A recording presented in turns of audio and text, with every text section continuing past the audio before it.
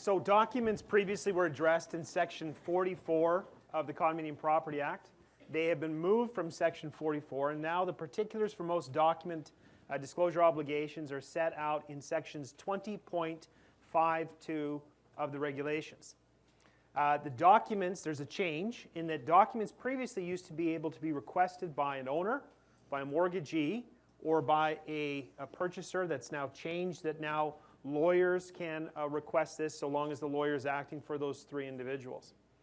The documents may be provided now in electronic format, but if there is a specific request to have them provided in a paper format, then they must be provided in paper form. Now, there are changes to the list that you find in Sections 20.52. If you reviewed Section 20.52 and you are generally familiar with Section 44, you will see that there are many things that remain consistent. What I've done in the next two slides is I'm focusing upon changes. So to underline this, these are the changes. The actual list is much longer, and please refer to the regulations. But in regards to the changes we see now in 20.52, the particulars of an action, a lawsuit against the corporation, the obligation now is to also provide the amount that's being claimed. We now see with the inclusion of the borrowing concept into the statute and regulations, the particulars of a loan, if one has been entered into, have to be disclosed. In particular, starting balance, current balance, interest rate, monthly payment, the purpose of the loan, amortization period, and default information. Now, Roberto referred to some of the changes that have taken place in regards to documents in the draft regulations. One of the things that was raised by numerous people around the table was we were talking about documents is that the Section 44, or now the 20.52 disclosure obligations, can carry with it some liability. In that if you get these documents wrong, expect that you can be facing a lawsuit. And so that point, that second bullet, the loan disclosure documents, keep in mind that it's not just an obligation to provide the information, it's an obligation to get it right. So care and attention has to be taken in regards to some of these things. The particulars of subsisting and prior management agreements have to now be provided. And again, it's the prior management agreement that's the change. The copy of the annual financial statements as opposed to the most recent financial statements have to be provided. Approved minutes of all general meetings and draft, if approved, are not available, have to be provided for at least 30 days previously. So further continuing, approved board meeting minutes have to be provided. If there is a consolidation of rules that has occurred, that has to be provided. Now, text of ordinary and special resolutions voted on by the corporation, results of voting, unless a show of hands. I take you back to a comment that Hugh made earlier, where he said expect that if bylaws have been passed, that you're going to see people potentially challenge that. So Hugh raised the problem. I will resolve the problem, okay? How do we do this? How do we protect ourselves against that challenge? Now, I didn't put it here, but take a note of this. One of the things you have to do is you've got to provide the results of voting. And this is a requirement of disclosure obligations under Sections 20.52.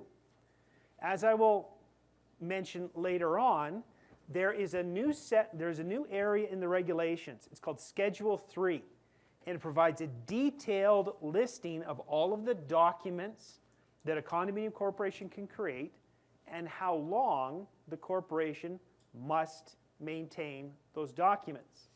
One of the items, and it's item number 10 in Schedule 3 of the regulations, deals with maintaining the original votes. So the answer is, has the corporation maintained the original votes of ordinary and special resolutions?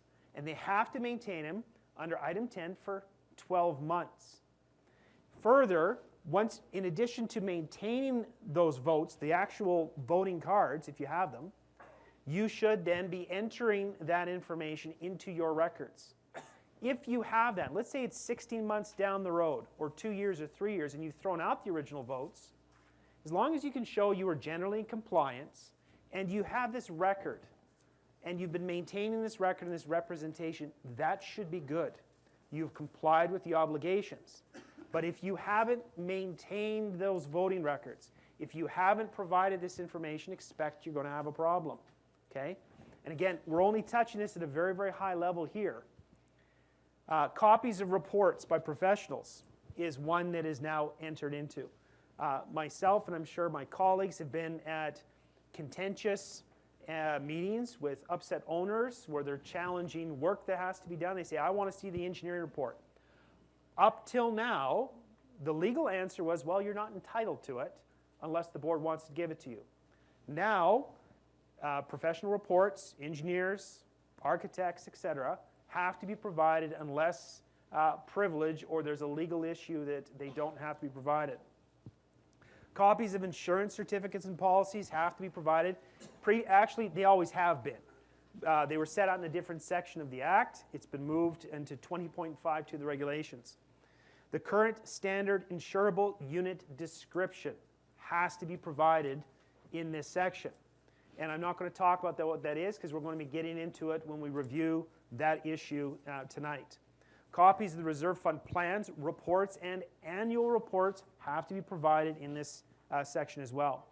And once again, star it, the minimum retention periods for the various classes of documents are set out in Schedule 3 of the regulations.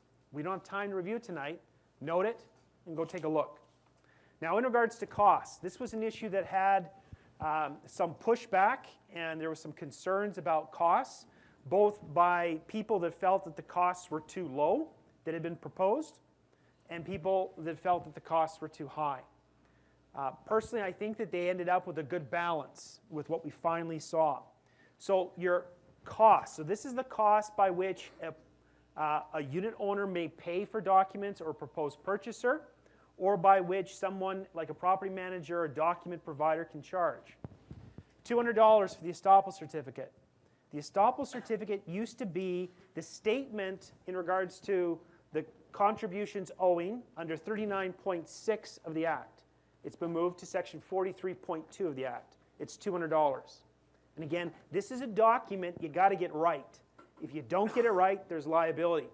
The information statement.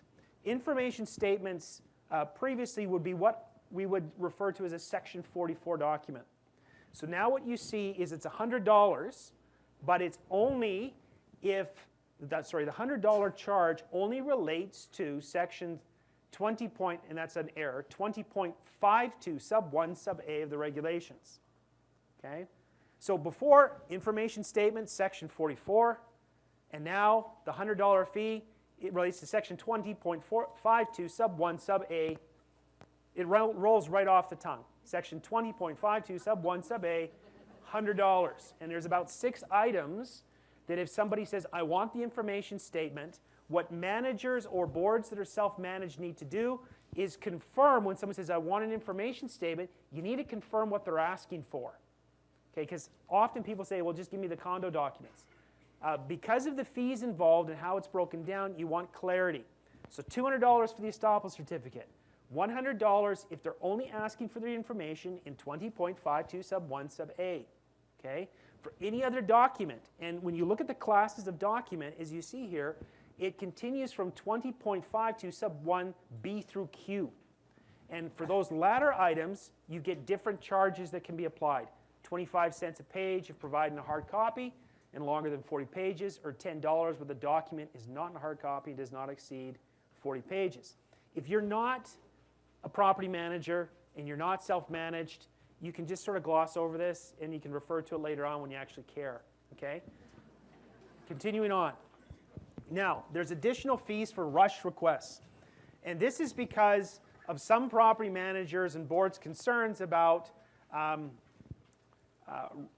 realtors who are making requests for documents and it's rush, rush, rush, rush, rush. And they've left something to the last minute. And that happens with realtors. It never happens with lawyers.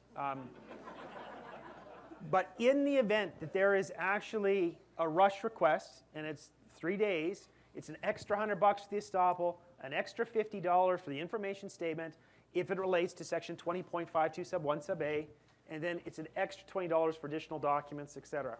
Okay? And that takes us to the end of documents.